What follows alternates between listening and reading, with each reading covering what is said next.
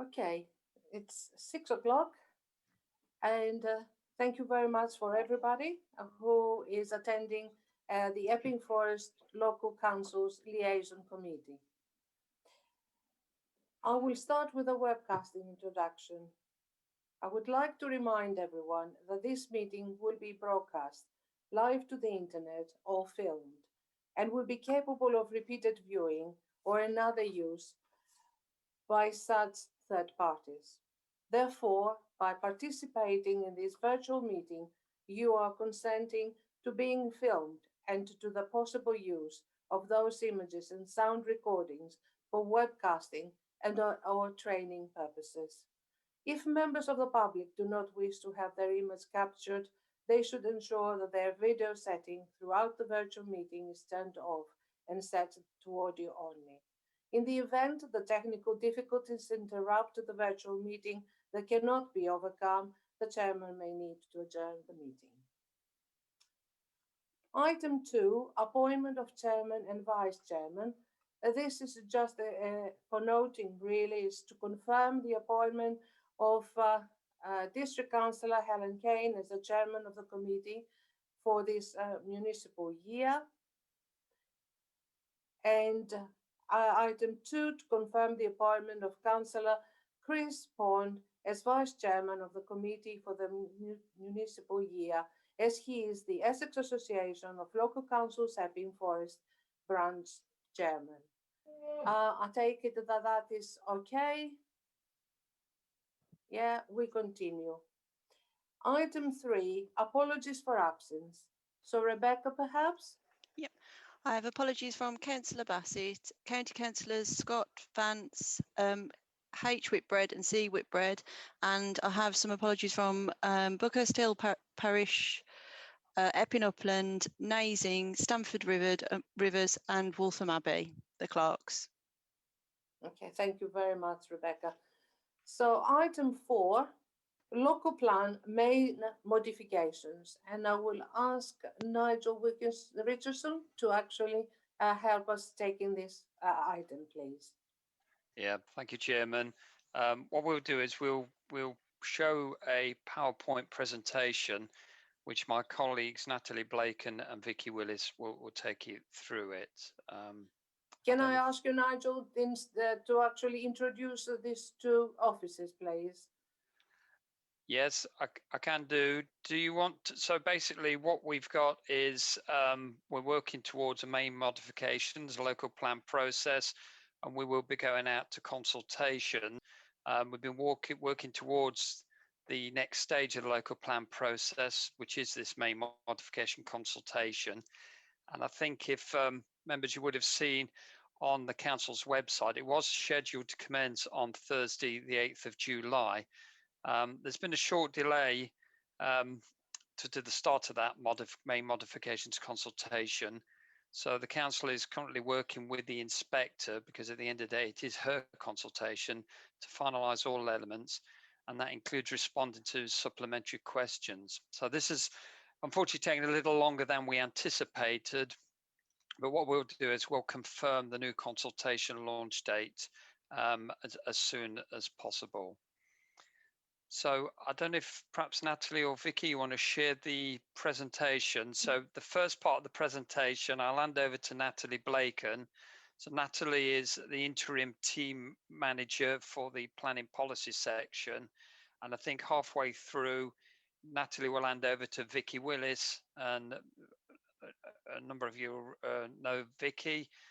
Vicky's a principal planning officer in the planning policy section as well. So Chairman, if I can, at this point, I'll hand over to Natalie Blaken. Yes, thank you very much. Do that, please. Thank you. Okay, thank you and good evening, members. What I want to do this evening is just to briefly update you on what's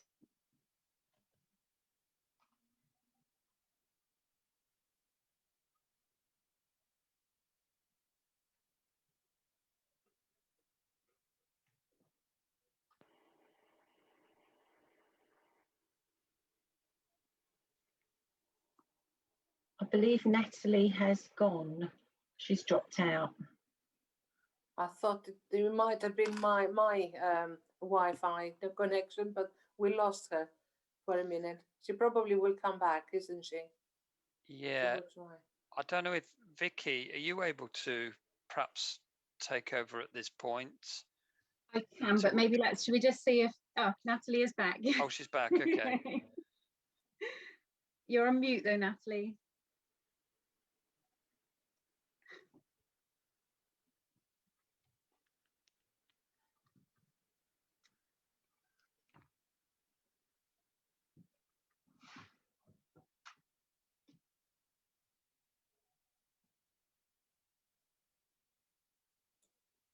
I don't think we can actually hear Natalie.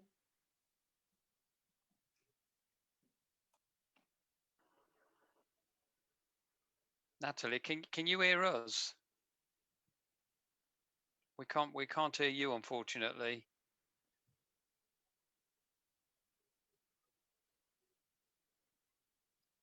I think what she's doing, she's gone off the call, and I think she's going to try and come back in again. I do apologise for this.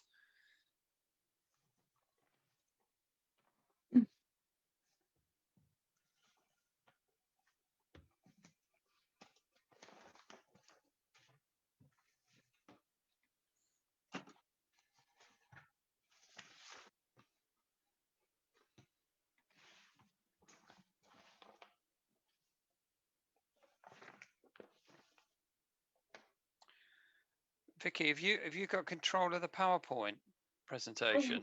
I have, so I can start off, and then Yeah.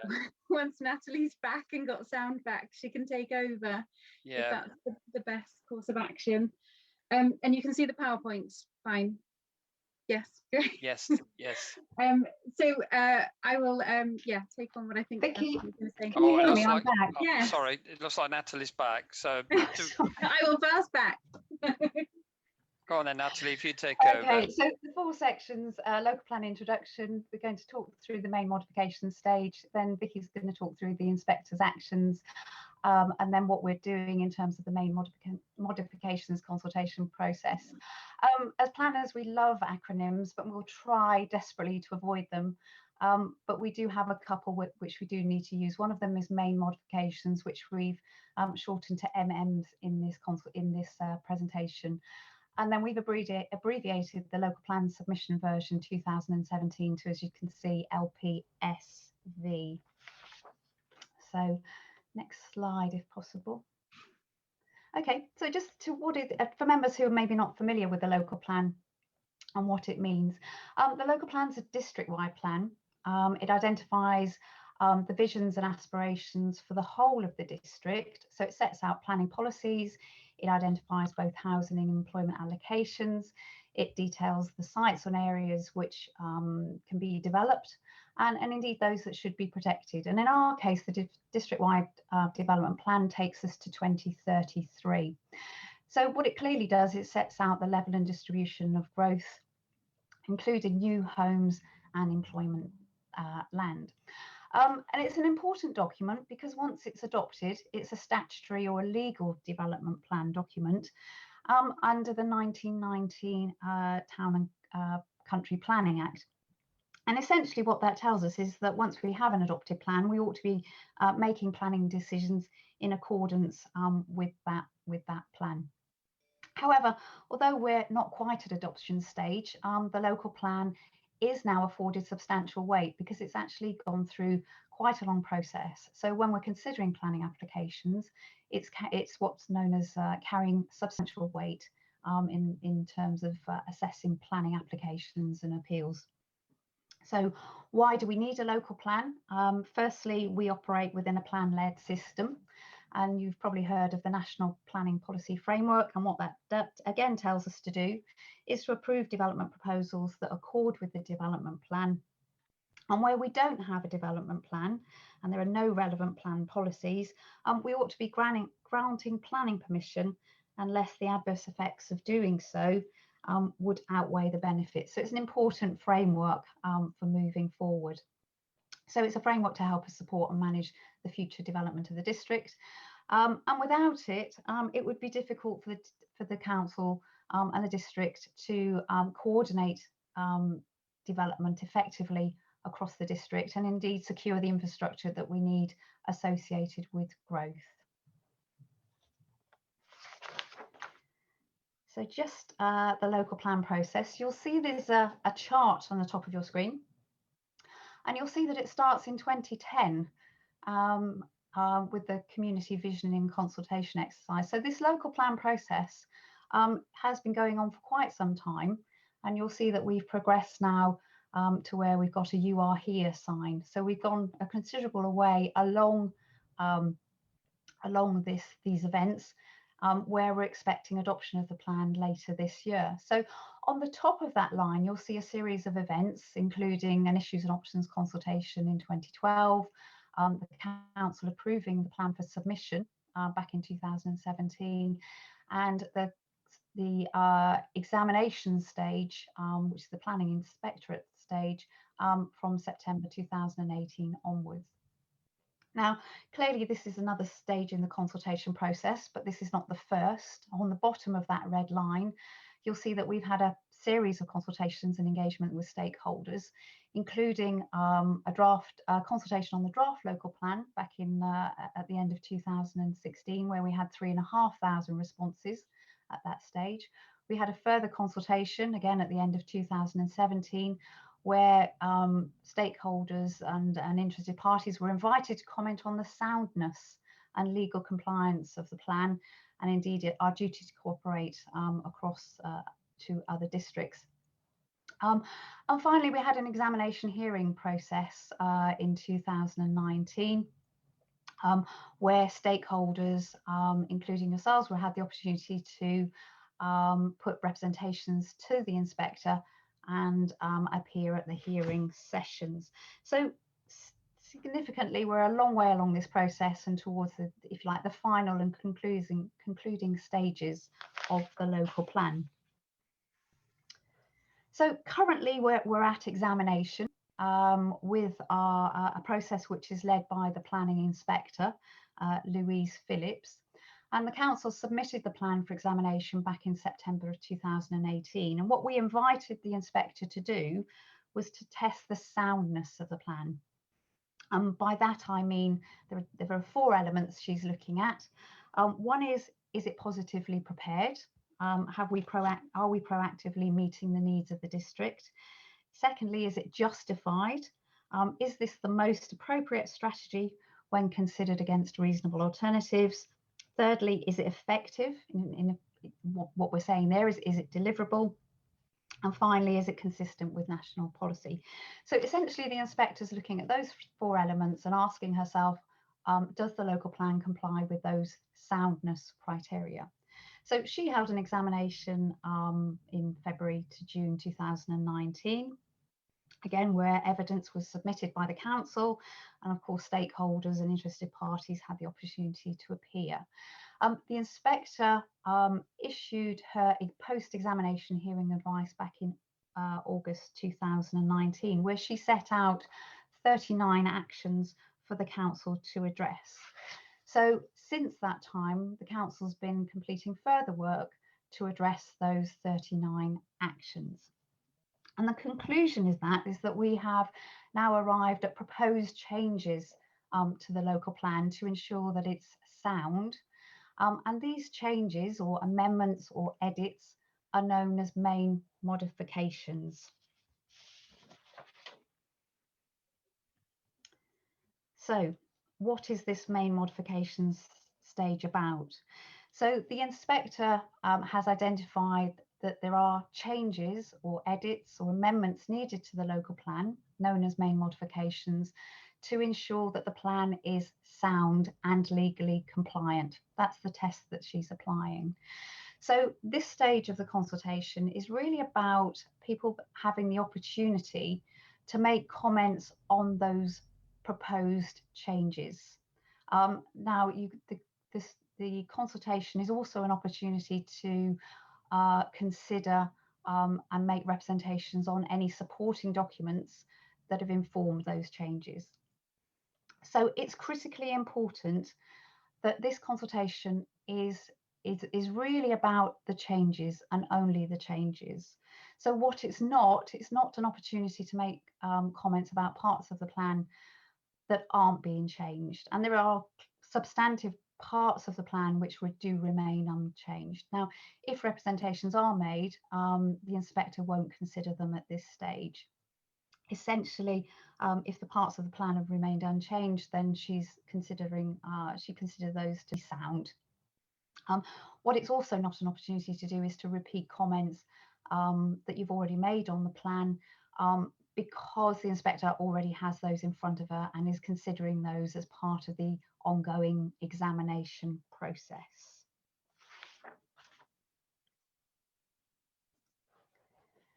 So the main modifications. So what they include are changes to the policies and some of the supporting text, to take on board the inspector's considerations, comments that were made by the council at the hearing, indeed in some instances by participants as well.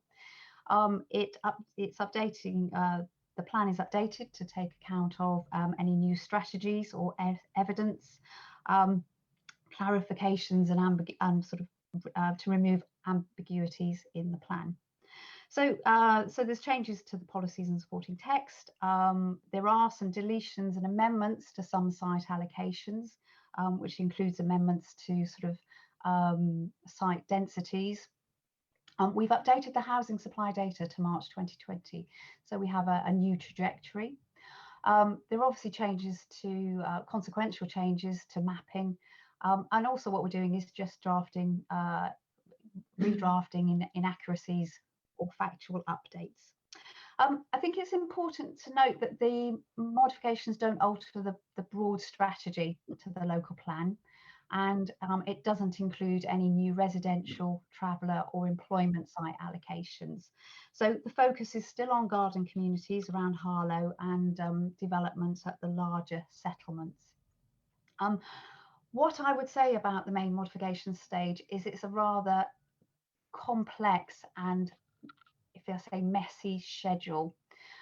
So it's a format that's set out for us by government guidance, and essentially it's detailed by new text within the document is shown by underlining, and where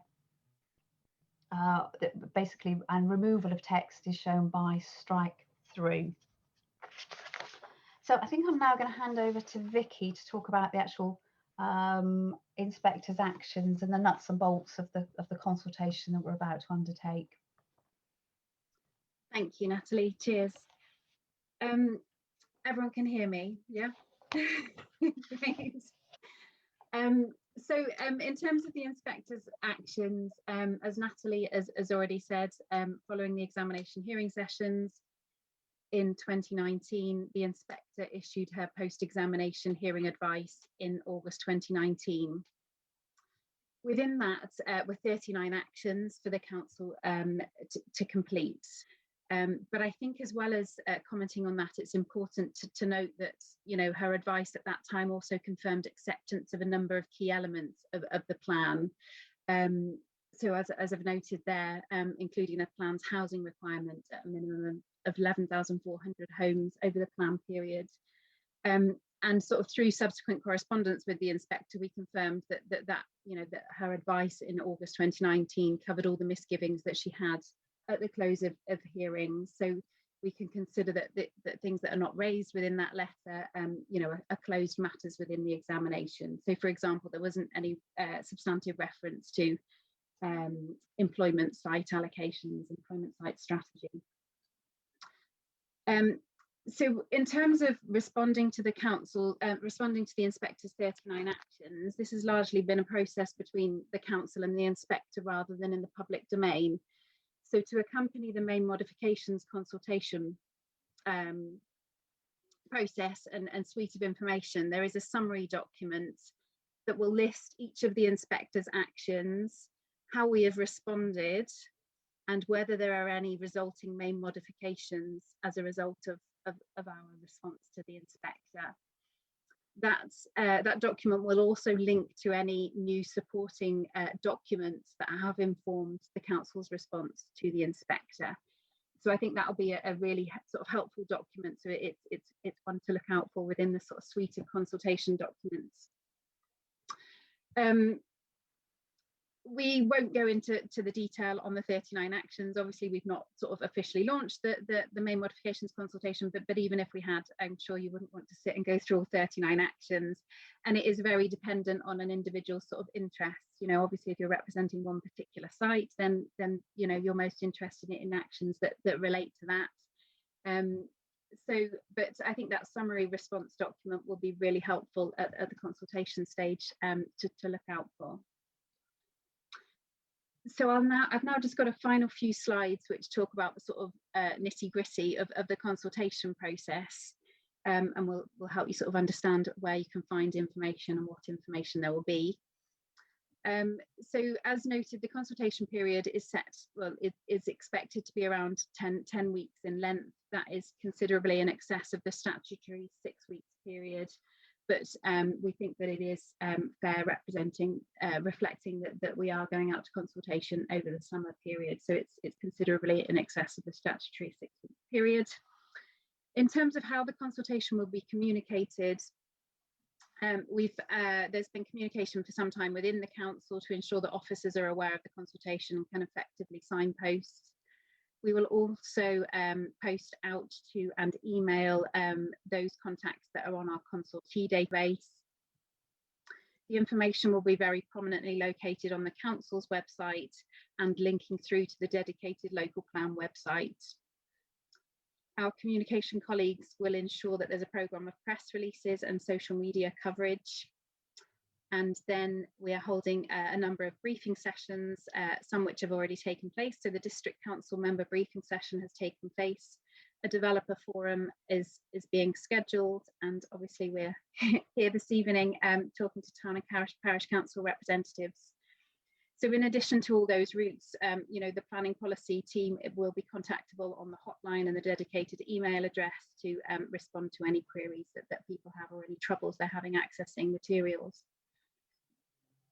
In terms of access to the consultation materials, we will direct people in the main through to the plan examination website. And we have also, reflecting on Natalie's comments, that it is quite complex. The main modification schedule is a long document. We've produced some guidance notes and frequently asked questions to help people. In terms of hard copy materials, we've liaised with with libraries to ensure that hard copies of the submission version plan and the main modification schedules are available at libraries across the district. And those materials, as well as hard copies of the supporting documents, will be available by appointment at the civic offices.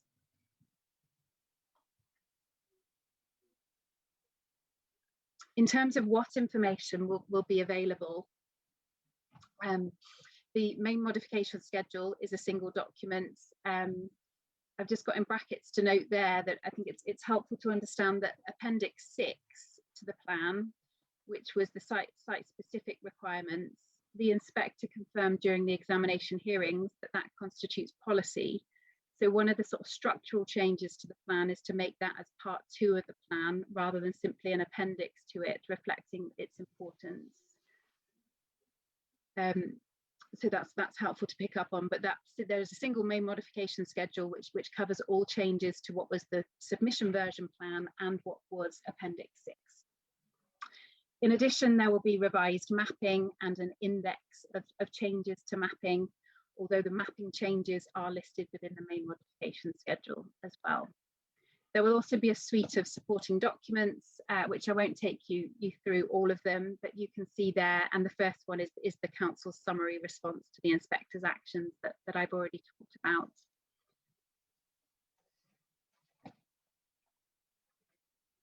And then at the very end, the other examination documents, we refer to homework notes there, and that they are specific actions the inspector gave us at the hearings stage, which the council went away and responded on. So all of this information is or will be on the website at the time of launching the consultation.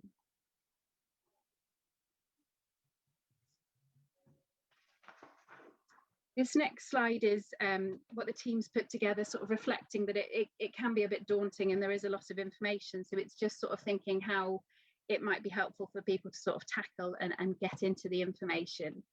So the first bullet point is, and I think we've sort of stressed it quite a bit this evening, is that this stage of the consultation is about changes to the published submission version plan.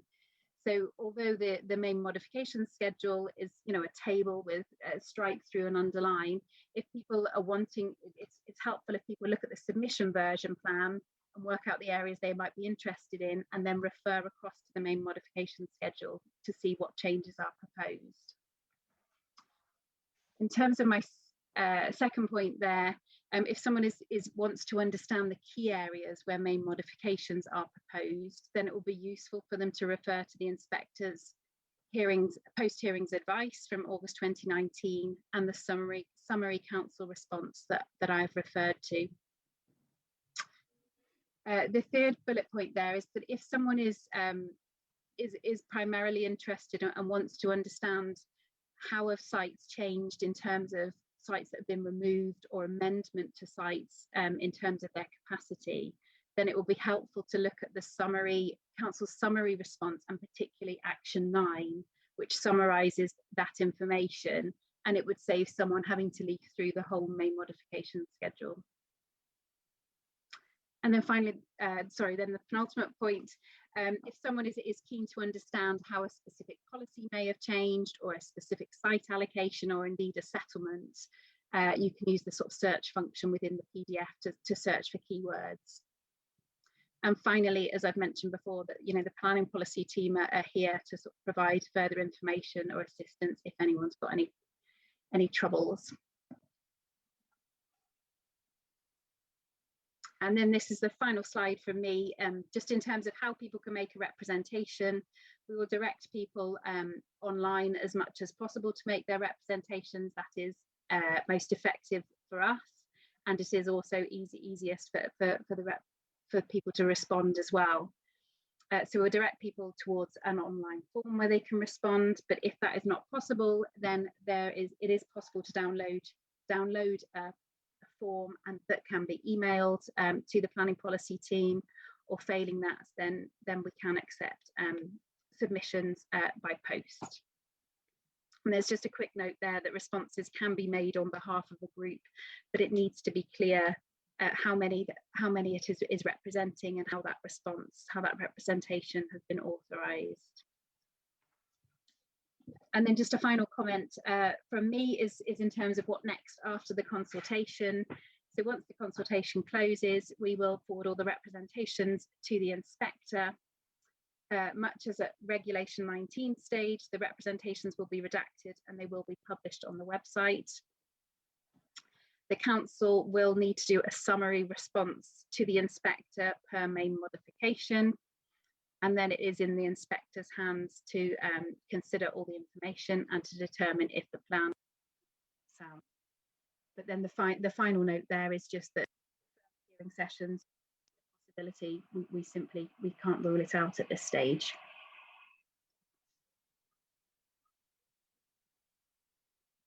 And that's it from me. Well, thank you very much, Vicky, for that. If you could take the screen, Yes. so we can see the councillors, please, or the officers. Yes. Thank you.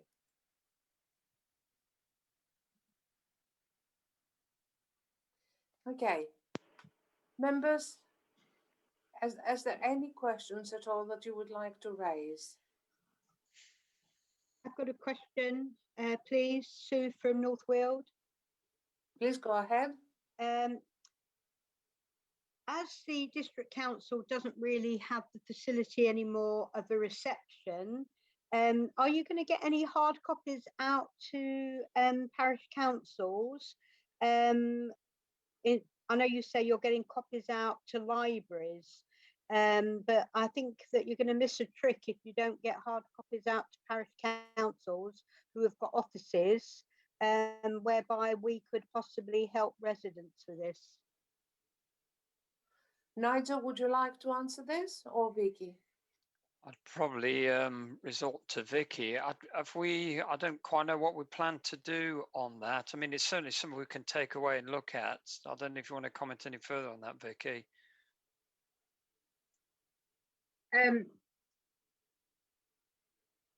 Sorry, yes, I can. Yeah, at the moment we have liaised specifically with libraries, and I'd sort of thought, you know, in the sort of sense that a lot of people are still sort of working remotely, but I think if there was a particular sort of parish council that wanted to hold that information, then I'm sure we can make arrangements. I'll tell you what we'll do. Sorry, sorry, just come in there. I think what we'll do then, Vicky, is if a parish or town council wants a copy, then perhaps they should approach us and we'll make them available. Because obviously printing out this information is quite costly and not every parish and town council may want it. So can we deal it in that way? Yes, certainly. Yeah, certainly wasn't volunteering to send it out, but yeah, in terms of a printed copy of the main modification schedule, that shouldn't be an issue if a particular parish council wants to let me know that they require one. Nigel, could I just respond on that one?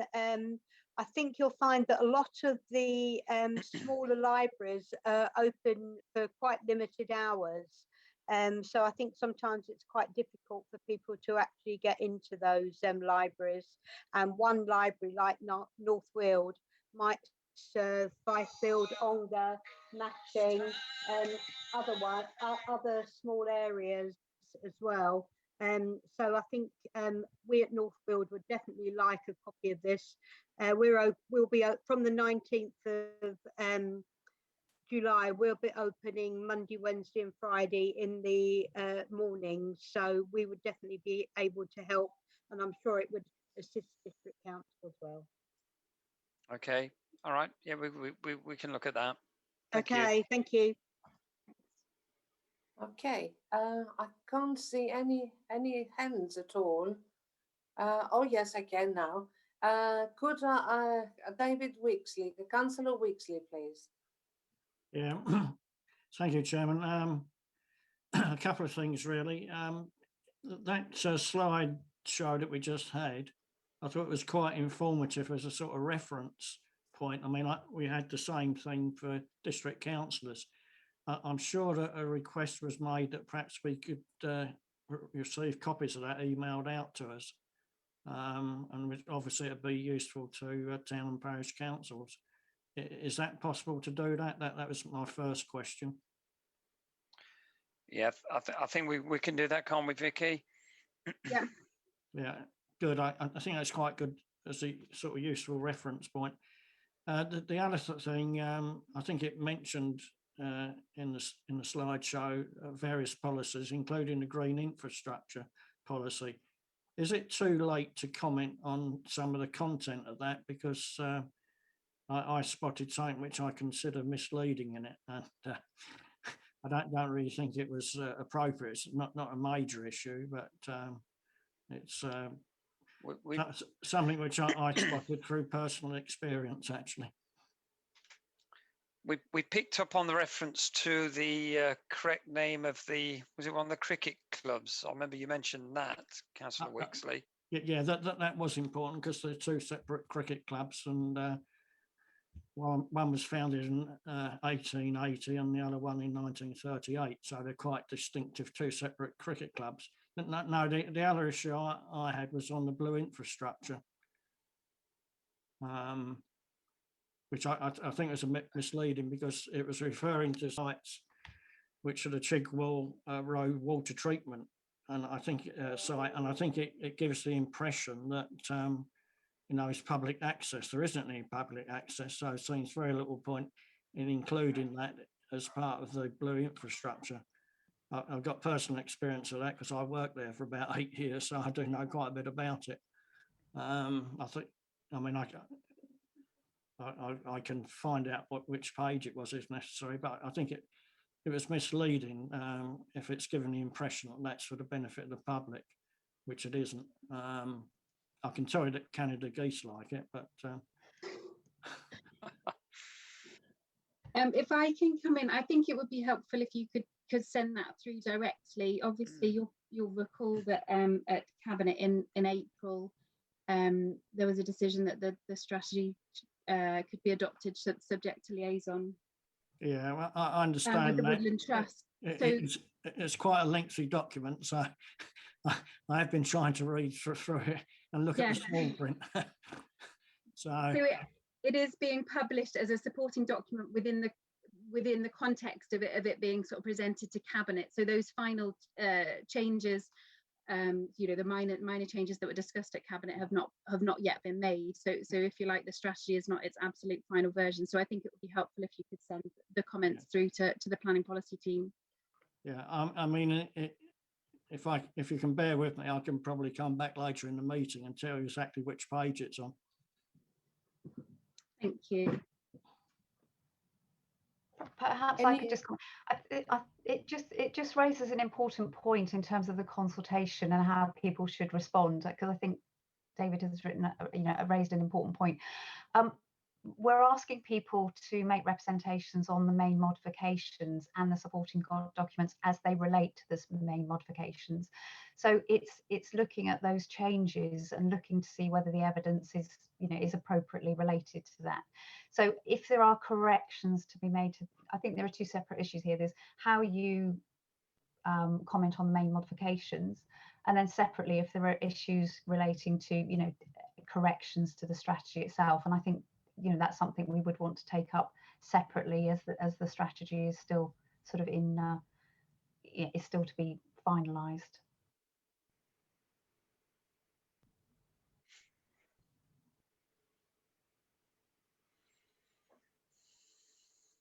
Okay, right. I can't see any other hands, but could the officers, perhaps Nigel, could actually explain to us what the delay was a little bit more clearly?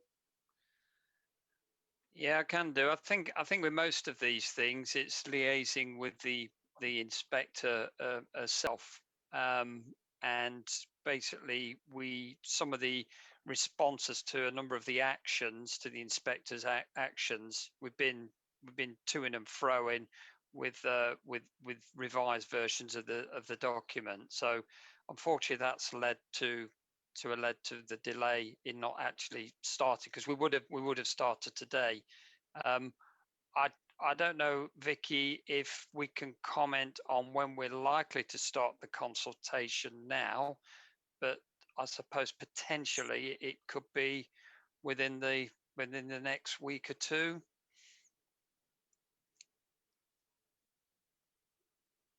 Yes, I don't think we can formally, I think I can just assure you that, the team is doing everything we can to push through, and I am very hopeful, but I can't sort of sit here and confirm an exact date at the moment. I suppose the advantages to the delay is, has been pointed out, the consultation in terms of looking at hard copies from the 19th of July. That does mean that, for example, the council's welcome foyer area on the ground floor should be open, is my understanding, to the public from July the 19th. And that potentially is where hard copies of the documentation may be viewable if we can get the consultation out by then. Yes, but if I can also comment that if the consultation does launch before then and the welcome desk is not open, then the materials will still be able to be booked by appointment, can still be inspected at the civic offices. Yeah. Thank you. Okay, thank you very much for that. I definitely cannot see any more hands, so we'll continue to item 5, which is community interest company consultation, Qualis. I don't know if Paul Hewitt would like to start, or Austin Casey, or Paul, perhaps? Yes, thank you, Chair. I met most of you, I believe, back in January when I presented an update on Qualis and the various activities of the group in January. So really, at that point, we were just setting out our timeline for what we were going to do with the new community interest company.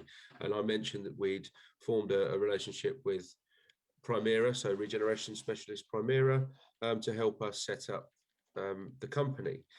What we'd set out originally was a 3-month timetable, which was progressing very well, but then due to the pre-election period, we had to stall some of the public consultation to really get feedback from the community on where we should be focusing our attention. So we started up again post-election, and we're making some fantastic progress. And Ruth from Primera is here today to really just give you an update and take you through a few slides as to where we've got to, some of the initial feedback, and really sort of give you an idea of next steps. And then once we're finished, we can obviously take questions that can be directed to Ruth, Austin, certainly from a technical point of view, also from Primera, or myself, just generally about Qualis and what we're trying to achieve. So I'll hand over to Ruth now, if that's okay. That's great. Thanks, Paul. And apologies if I dip out. I've got an unstable that I'll manage to get through this evening.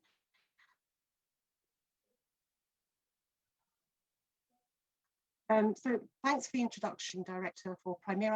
And we specialise in places, people and partnerships. So we do a lot of work of delivering public-private sector partnerships, be those working with local government or private sector-led.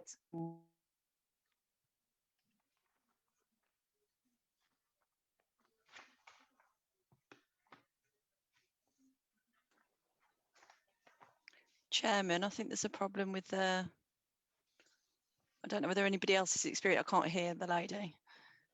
Yes, I cannot hear either. So is Don't there know. anyone else could actually take over?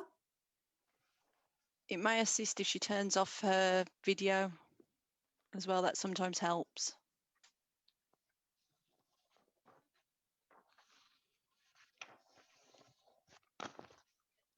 I'm sorry, I'm not sure if Ruth is still on the call or if she's dropped out entirely, actually. I have a feeling she has, to be Yeah, I honest. think now the slides have gone, so apologies. Austin is here, who's Ruth's partner, and I believe he has the slide deck, so I'm hoping he can take over if Ruth's connection is unstable, at least until she returns. Is that okay, Austin? Yeah, please do. You're muted.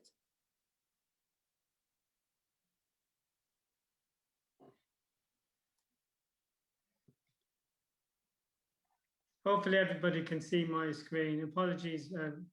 I'm just making sure everybody can see the screen and can hear me. Okay, great. Thank you. So as Ruth has said, we're from Primera Corporation, and we were commissioned by Qualis to develop a community interest company, which we did in March 2021. So a few months ago. And we've been doing extensive consultation with regard to developing the community interest company, and with regard to learning from the various stakeholders the key activities that they're interested in. And I'm just going to bring you through a slideshow. So the community interest company represents an incredible opportunity for all the communities within the local district to work collaboratively, offering local residents and the wider stakeholder community to invest in a better future, to support the stronger and more influential voice to raise the profile and better promote Epping Forest as a place to live, to play and to do business through a Qualis community. And we put in place within the community improvement company a rigorous and transparent governance structure. So the community interest company must have various locks in place to ensure that it has locks in place that support the local community, ensure that the activity of the community is ring fenced for the public good and for social value. So a key thing is understanding the key issues and priorities of the community, it's important to step in consultation, engaging what is deliverable and achievable for the local area. Building on the good work already done by the various community groups and council initiatives within the local area, harnessing the opportunities for the direct benefit of the local community, promoting good growth and generating social and economic opportunities. And through our consultation, we are reaching out to Epping Forest District Council, the parish councils, yourselves, and the wider stakeholder community to identify and highlight additional services they would like the CIC to deliver. And Premier has been consulting with a number of stakeholder groups across the local community. So Essex Police, the council themselves, Epping Forest Youth Council, in order to gauge the views from the local community groups in the area, and with a focus on Waltham Abbey and Epping Town Centre. And a survey has been done to create people's thoughts, ideas and suggestions, and to outline what can be achieved by a community interest company over a 4-year period, so from 2021 to 2025, and dialogue with local communities and wider stakeholders, including the district towns, the district town and parish councils. So what are the key emerging themes that have come out from this? So employment and training, in terms of getting the providing opportunities for younger people to get into work, and ensuring that those people who live and work within Epping can stay locally and stay close to their place of their home place, and also to provide area-wide opportunities for the people who live and reside within the local area. Place making and public realm, so ensuring that the environmental and greening and the area is fit for purpose for the local community. Business enterprise and innovation, developing a sustainable environment, greening, environmental, air quality, and ensuring that the great natural assets that are present within the local area are harnessed to the best degree by the local community, and that the community improvement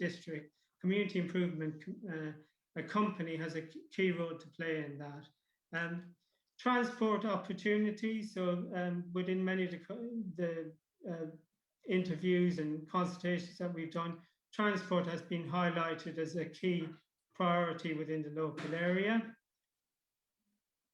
And the key strategic themes that are coming out from that are employment, enterprise and innovation, an outstanding environment, accessible and inclusive neighbourhoods. So a key thing that's coming out of the accessible and inclusive neighbourhoods is the idea of having a very localised business offer, a 15-minute type neighbourhood where most services and goods and things that are accessed by the local community are very close to them locally, within a 15-minute type neighbourhood.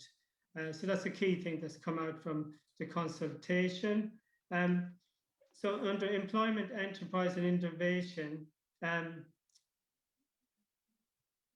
employment skills and training have been identified as a key area that could be led by the CIC, working in partnership with the local FE institutions.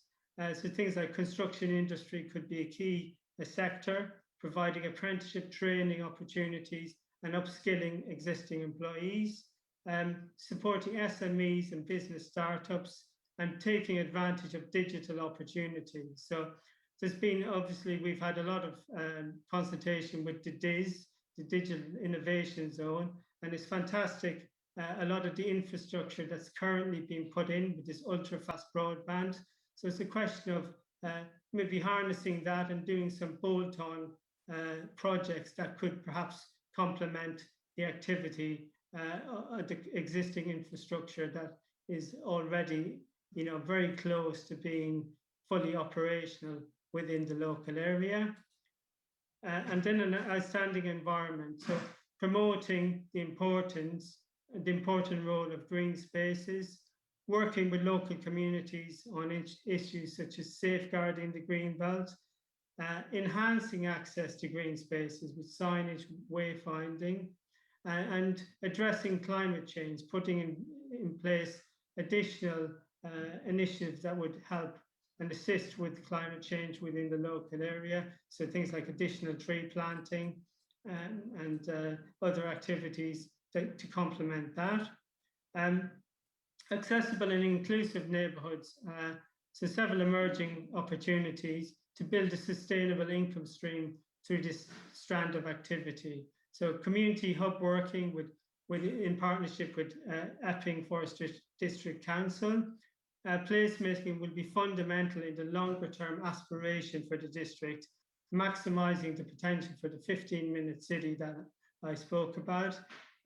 Changing work practices, the evolving demographics that's happening within the area, and adapting to the new ways of living and working post-pandemic. So the idea that a person who previously may have commuted out of Epping 5 days a week, there now is the potential for them to perhaps work from home, do all of this sort of digital type working and virtual working, and it means that they spend more time in Epping. So what is the effect of that in terms of neighbourhoods and how they can evolve as a result?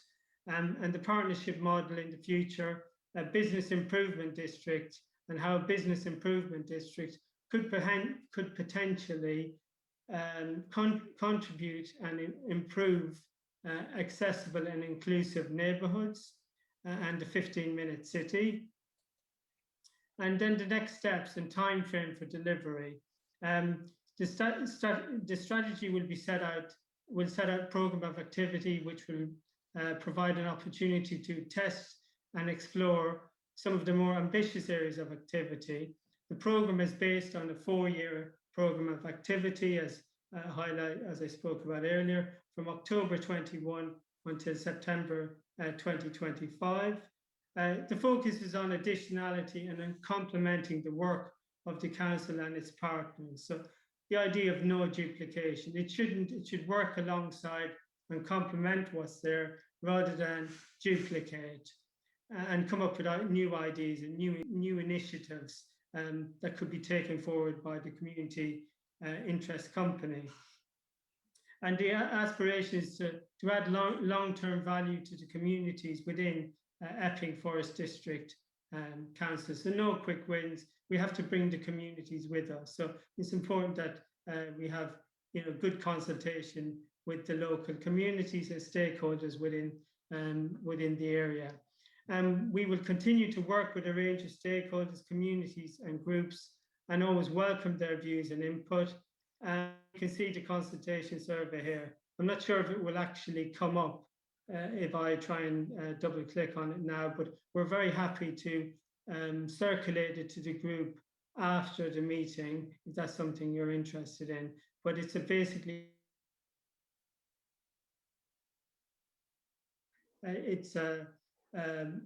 a feedback questionnaire via an automated platform. So it encourages people to fill it in quite quickly. It takes about 8 to 10 minutes to fill in. There's also the opportunity for people to do it in hard copy format, and we're also very happy to circulate it in paper format as well, if that's something people are interested in as well. So I know that I've run through that quite quickly. Hopefully everybody could hear me. Hopefully I didn't cut out. Thank you for your time, and we look forward to working with you on this exciting project for Epping Forest District. And I'm very, very happy to take any questions or any feedback that anybody has in terms of the consultation so far and of the community interest company, which is called Qualis Community. Well, thank you very much, Austin. It was really very kind of you to take over. And I think that we will be interested to actually have those slides emailed to us. Yeah. Can I just ask one question before we go to the questions, please? What do you mean by a 15-minute city?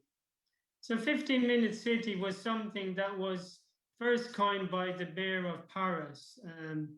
She was very keen that people, so the idea is that people adapt a more healthy lifestyle. So rather than using a car, they can get around, they can do most of their business, to use the term, within a 15-minute walking distance. So it encourages less motor vehicles, it encourages cycling, it encourages walking, a more healthy lifestyle, and it also encourages the local residents to transact within their local community and support the independent retailers and support the local very close to them. So that's the whole idea and ethos behind the 15-minute city.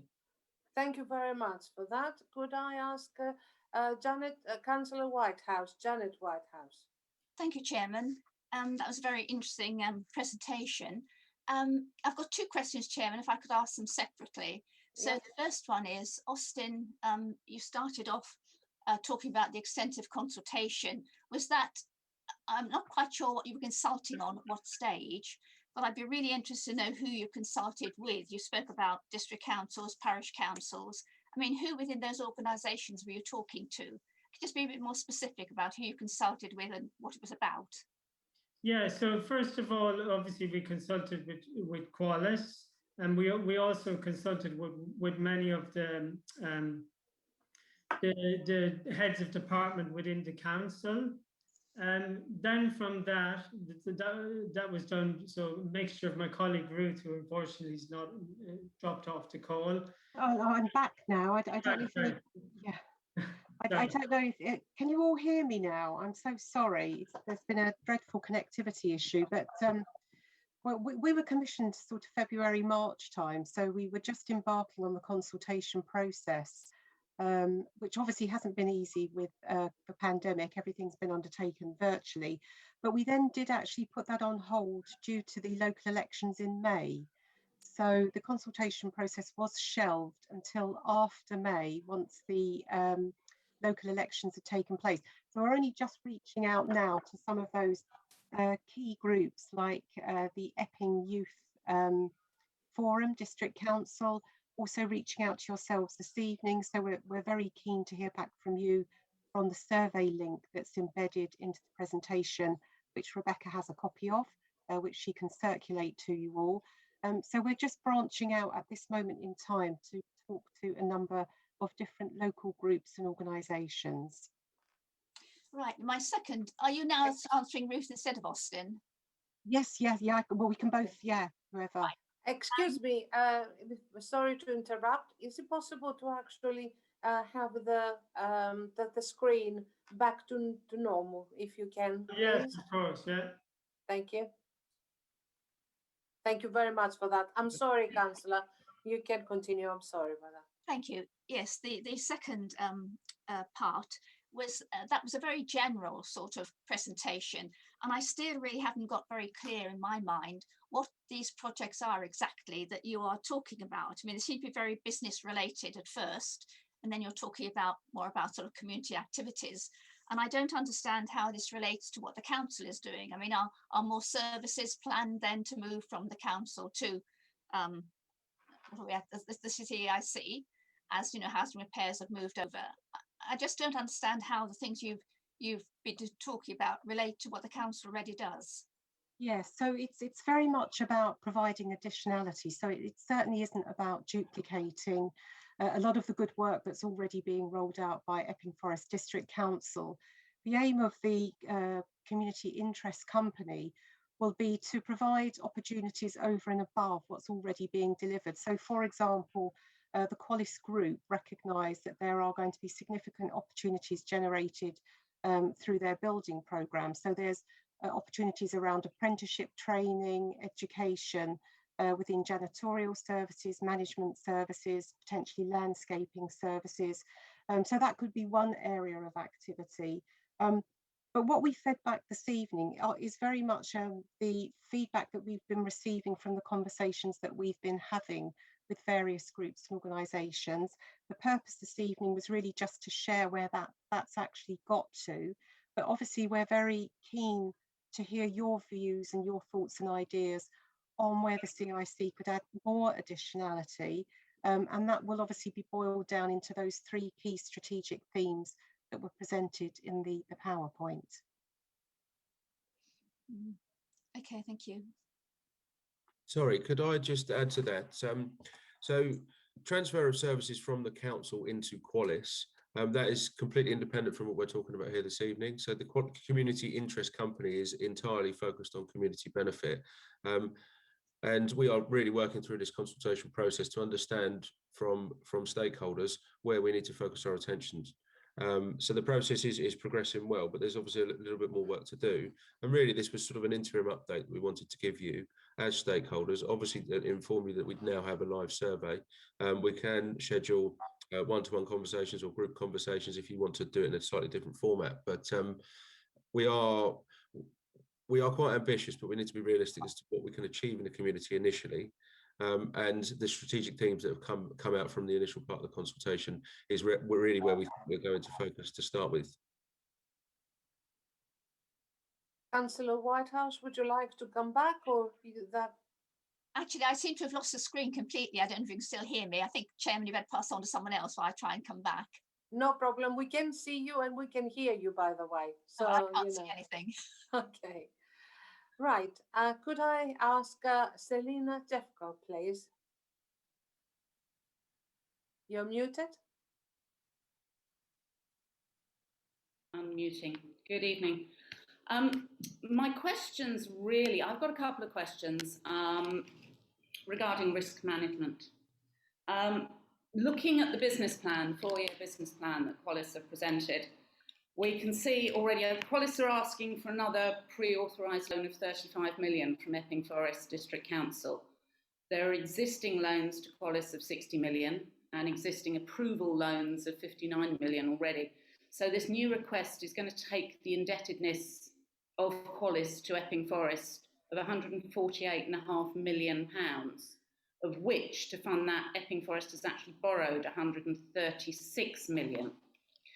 Now, I can see some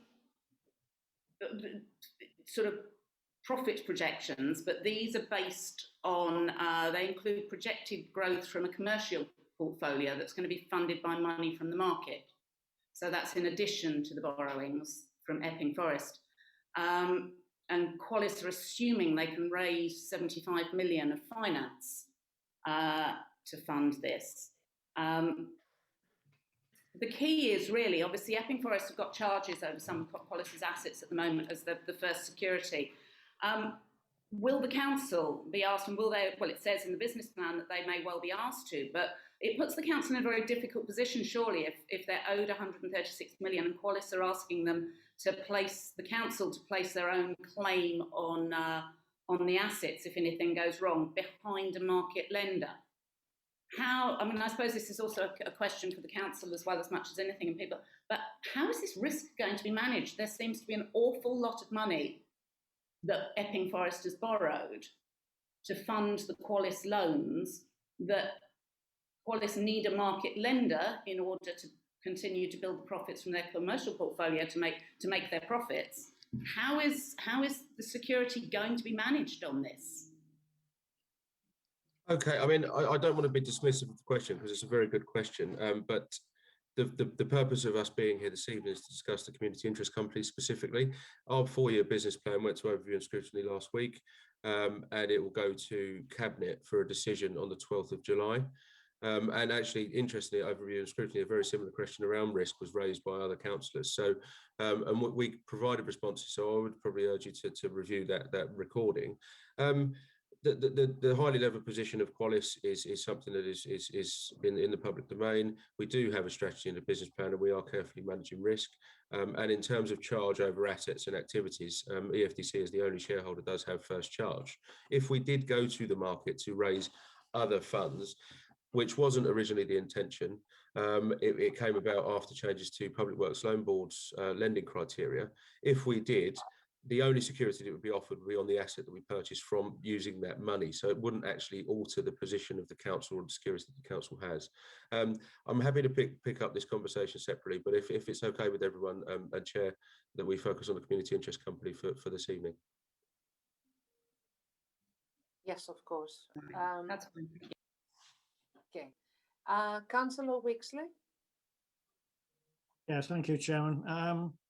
Yeah, I think I'm sort of a bit curious how all this is going to work, because it seemed to be quite wide ranging. I've just picked up on a couple of things. It talks about upskilling existing employees, and I just wondered how that's going to be brought about. And then it refers to sort of promoting green spaces, which is jolly good.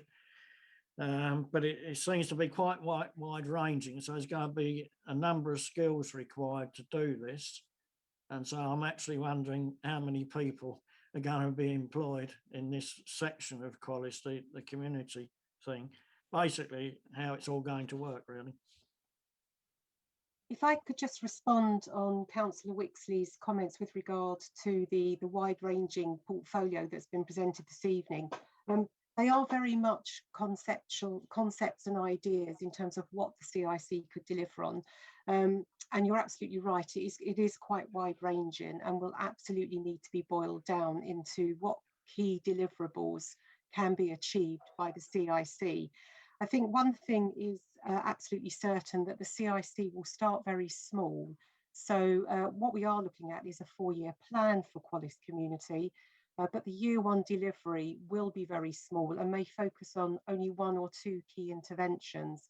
The CIC has to be self-funding. It's got to obviously look at funding opportunities where it can access funding pots through heritage lottery funding, but it also needs to generate its own funds as well to become more self-sustaining. So it will need to start small, but the idea is that it will grow over time to take forward some of those larger strategic projects, like supporting the environment, greening, climate change, but perhaps starting small with some of the more quick win deliverables around perhaps apprenticeship training, for example. I hope that answers your question. Well, partly. I did actually say how many people are going to be employed in this company. And obviously, from what you said, it's going to develop over a period of time. So I guess as it evolves, then more people are going to be employed in it. So, but what's the starting point? I can take that one, Ruth. The budget that we set out in the business plan for the community interest company actually doesn't reference any direct employees of the community interest company. So as it stands, all activities will be supported by group, and we will continue to work with Primaria, which I've previously commented on, that is the most efficient way of operating this company, certainly in the initial years. And we obviously have access to their regeneration expertise and related expertise. So as it stands, we are not planning to grow a team within Qualis Community, but in time, as we've got projects that are sustainable, we will be able to build a team to make sure that we've got the right skills internally. But as it stands, we plan to sort of utilise the existing resources within the group.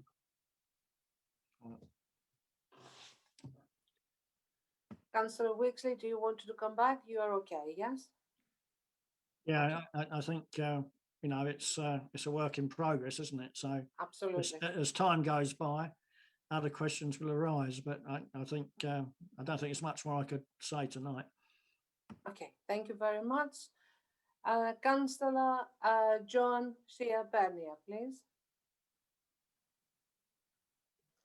Mr. Hewitt, just a clarification really about enhance the skills of the group. Can you define the group to me, please? Sorry, I'm not entirely sure where that reference came from. Was it within the slide deck? It's just something that you said in the last question. You said one of the strategic plans is to enhance the skills of the group, and starting off kind of small. please define the group to me. Yeah, sorry, we're not looking to enhance the skills within Qualis Group as such. What No, we're oh, Qualis Group. Okay, right. Yeah, Okay. so what I meant, sorry, if it possibly the sound was off, but we plan to utilise the skills within the group and the resources within the group. So obviously at the moment, Qualis employs around 80 people. Some of those are in Qualis Management, some of those are in Qualis Group, some of those are in Qualis Commercial. We've got a range of different skills across the organisation. So where we want to maximise community benefit, we will be able to utilise that skill that we've already got to try and get this company started and start to have a positive impact. Do we have any literature on that? Any literature on the, you know, the strategic development of staff within the group? Sorry, we're not. I'm not being clear in my response. We are not using the community interest company to develop the skills within Qualis. What we are using is the skills that we already have within Qualis to move forward some of these community interest projects. Does that make sense? It absolutely makes sense, and I actually think it's great. But I'm saying, is there any part of the business plan of Qualis that can, you know, this committee can have going forward? Yes, I mean, the intention is just, I mean, on the community interest company specifically, we're working with Primera at the moment just to finalise the business plan for this subsidiary. The group business plan for the next 4 years, 2021 to 2025, has just gone through overview and scrutiny. It will go through Cabinet on the 12th of July, and that is a publicly available document now. It hasn't gone through the full approval process, as I've just mentioned, but I think that plan really does set out the direction of the organisation, how we're structured, and what our key objectives are. And it does have a reference to the community interest company in there, but obviously we're still in the very early stages, and we still need your feedback to make sure that we're focusing on the right areas. So we'll have access to the business plan when it goes to Cabinet. It is already in the public domain via the EFDC website, but certainly as an approved business plan, assuming it gets through Cabinet positively, we can circulate that to this committee. That would be great. Thank you very, very much. Okay, well, thank you very much. I cannot see any hands at all. So I have to say, quite interesting, both of the presentations. So I would like personally to thank Nigel Richardson, Vicky Willis, of course, Ruth, and of course, Paul Hewitt, Austin, and everyone, Natalie, everyone who has actually contributed to this, and of course you as well. So take advantage and contribute as well. There are some important issues that you can actually contribute to your ideas and to your preferences. Right, we continue then with item 6, which is dates of future meetings. And it's just for noting that the next meeting of the committee, this is extraordinary committee, so the meeting, it will be held on the 27th of September 2021 at 7 p.m. Now, I cannot actually really say where and how, but it will be taking place. So thank you all very, very much. Have a good evening, and please stop the web.